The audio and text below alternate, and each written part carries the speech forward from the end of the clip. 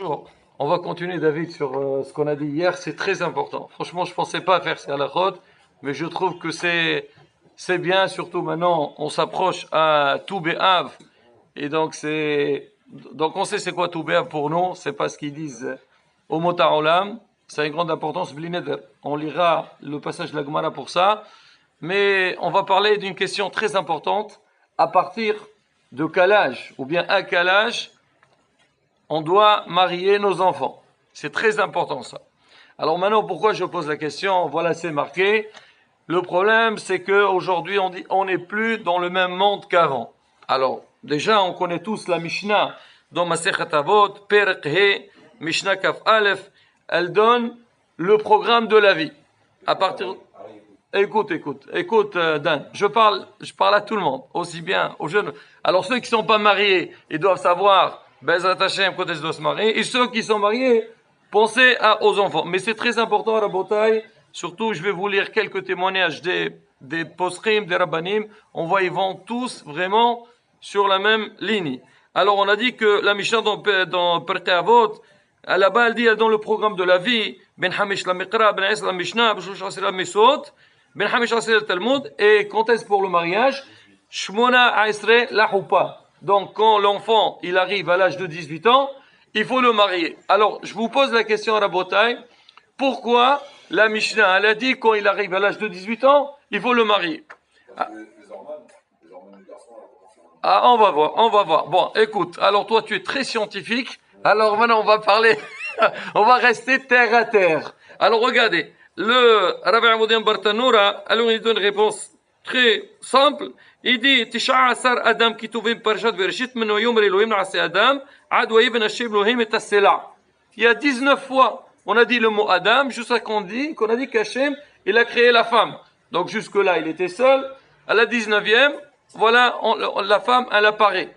Alors on dit, va 19 alors. On dit non, une pour dire Adam, qu'on parle de lui, les 18. Pour faire la dracha, jusqu'à 18 ans, à 18 ans, il doit se marier.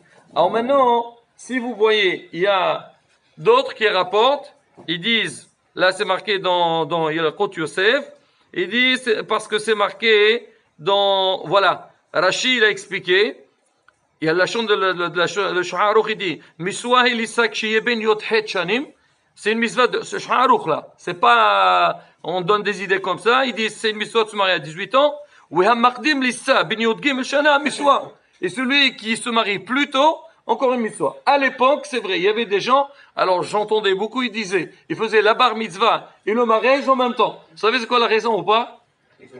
Pour ne pas faire de fête. D'accord? Non, hasbi shalom. On va voir les raisons, Rabotai. Et Rachid explique, donc Rachid, il voit un petit peu avant, et donc il dit là-bas, il y avait 18 fois, et donc c'est pour ça que on doit se marier à l'âge de 18 ans. Mais maintenant, Rabotai, ça c'est des psochim. Maintenant, on va essayer un peu d'entrer dans la logique. On a posé la question à notre maître, Rabbi Meir Mazouz. Voilà, je voulais la question. Donc aujourd'hui, c'est vrai que la Mishnah dit 18 ans, le Sha'aruch il dit 18 ans. Alors, à notre époque, à partir de quel âge ou à quel âge on doit se marier? Alors, regardez sa réponse, Rabotai. Il dit, il faut essayer au plus tard, à l'âge de 20 ans. Rabotai, je ferai une petite parenthèse à la fin, il faut écouter jusqu'au bout. Au bifrat bi'amenu, regardez la raison, surtout à nos jours. Il dit aujourd'hui, malheureusement, il y a beaucoup de pritsut, il y a beaucoup de problèmes, comme il a dit notre ami, il a dit les hormones ou pas les hormones, mais en tous les cas, donc ça commence à être un peu difficile, il y a un gros Isra, et c'est pas seulement que Isra, que la personne elle-même, elle a envie, mais aussi on vit dans un monde comme on dit, paroutz. Ça veut dire, le halen où les gens, ils peuvent tomber, ils peuvent glisser très facilement. Alors, vu qu'il y a ce problème-là, le Rabbi dit, il faut essayer de faire au plus tard, à l'âge de 20 ans. Alors, il y a des gens qui te disent, attends, un Bahor Yeshiva, mais on dit qu'un homme, avant le mariage, donc il a moins de responsabilité. La Gemara dit, il a une tâche sur lui, il va étudier la Torah. Leur avait dit aujourd'hui, Baruch Hashem, il y a les kolélim, il y a une possibilité de continuer à étudier et avoir une parnassa sans aucun problème. Donc le Rav dit, il faut que les parents, ils veillent à ça, c'est ce qu'on a expliqué dans le cours d'hier, c'est que les parents, il faut aussi qu'ils soient derrière. Parce que c'est important, c'est vrai, un enfant, quand il arrive à l'âge du mariage, même si lui il a envie, ou bien il sent que si il se marie pas, hasbi shalom, il peut passer à côté, mais il a des difficultés. Faut que les parents, ça fait partie. C'est vrai, les parents ils disent, nous on éduque nos enfants, il arrive, ils deviennent responsables, maintenant ils se débrouillent tout seuls. C'est vrai, normalement, la logique elle est comme ça, mais à la bouteille, il y a des choses que c'est pas évident. Alors les parents, ils doivent veiller à suivre ça. Je continue à la bouteille. Regardez ce qu'il dit. Il rapporte ici qu'à Yerushalayim, il y avait un herm, que tout jeune qui se marie pas avant 20 ans, il ne doit pas rester sur place. Il doit quitter Yerushalayim. Ça veut dire là, alaynu, s'il dépasse cet âge-là, donc il y a un grand Isarara, et Hazve Shalom, il peut ne pas être correct, alors on dit, il sort. Moreno Rav Yosef, alors il a vu cette takana, et c'est pas évident, et c'est pas simple à la respecter, alors il dit, il s'est regroupé, lui et deux autres rabbanim, Rabbi Yehuda Sadka, et encore un, ils ont fait une takana pour dire que cette takana de ne pas se marier avant, disant celui qui se marie pas jusqu'à 20 ans, il doit quitter et sortir de Yerushalayim, il a annulé ça. Mais malgré tout, Rabotai, il finit, il dit que malgré tout, voilà. ומכל מקום, בזמן הזה שירבת הפריצות ברחוב, il y a beaucoup de pritsout à l'extérieur, il y a beaucoup de problèmes de arayot. Da'at maran, donc Rav Yosef, שיש להזדרז בזה, et on doit se précipiter à ça, אם אינו שכוח כולו ברמות וכולי, שהרי יש כיום הרבה כוללים, donc il dit bon, il faut se, comme on dit, faire, il dit même pour ceux qui veulent étudier, la même raison qu'il a donné Moreno Harav Rabbi Meir Mazouz. Maintenant, Rabotai, c'est vrai aujourd'hui qu'il y a aussi un problème, et des gens qui te disent, c'est vrai, c'est bien beau ce que vous dites, mais voilà, on essaye, on cherche à nous marier, mais on a du mal à trouver son ziwouk. Alors on a expliqué dans le dernier cours, c'est vrai que c'est pas aussi évident. Si tu veux le prochain cours, on parlera de cacher ziwouk chez la dame, qui sauf, on va expliquer ça aussi.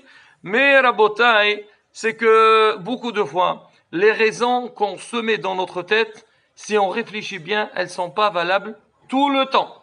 Ça, c'est des blocages, et c'est Yesarara qui vient. Il bloque, parce que il y a beaucoup, ils te disent, dis quoi, tu veux que je me marie, et après tu veux que j'entre en prison? Non, moi je suis célibataire, comme on dit, free, d'accord? Libre, d'accord? Je fais ce que je veux, et j'ai pas de problème demain, pourquoi ceci, cela, et je suis bien, je sors avec mes copains, la fille dit je sors avec mes copines. À la bouteille, ça aussi il faut y penser, parce que quand on se marie, il n'y a pas que la missa de mari. Et former son foyer, avoir des enfants, et avoir un grand équilibre dans la vie, à la bouteille, quelqu'un qui est marié, et préparé à ça, ben, c'est le top. Mais malgré tout, à la bouteille, il y a des gens qui essaient de tout faire, ils cherchent à droite et à gauche, mais malheureusement, ils ont des ekouvim. Il y a des blocages, ça vient pas d'eux. De leur côté, ils ont envie d'avancer. Ils font tout, et les voient, oui, je cherche et tout. Ça marche pas. C'est quoi la solution? À la bouteille, je vous lis ce qu'il dit le Gaon Mevilna. Gaon Mevilna, un des grands de la génération. Il dit, au niveau des shidduchim, il faut être mishtadel. Il faut faire des efforts, chercher et tout. Mais à la fin, il dit, le plus important, ou les harbot bitfila, c'est prier, faire des filotes. Que le garçon, il trouve la fille qui lui convient, pas n'importe qui. Et,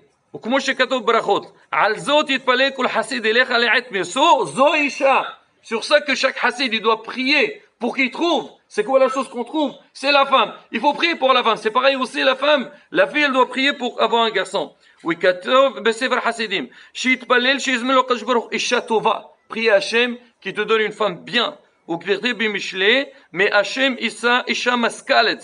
Et on dit, pour trouver une femme, il faut voir un peu, donc bien sûr les parents et surtout ses frères. C'est pareil aussi pour les filles. On parle pas que des garçons, c'est vrai parce qu'on a expliqué, la Hava c'est les garçons. Ils ont un hiyur, de se marier, mais la fille aussi elle doit faire des efforts. Elle aussi, elle doit faire des tfilot à Kadosh Baruch Hu Shem Sila, et de Ben Zoga Bezrat Hashem, comme ça, elle aura son foyer correctement Bezrat Hashem, et comme on dit, comme on a dit, c'est marqué les Matei Sachar, Yigal Ben Yosef. Moreno Rav Shoel Ben Ishar Bechelfon.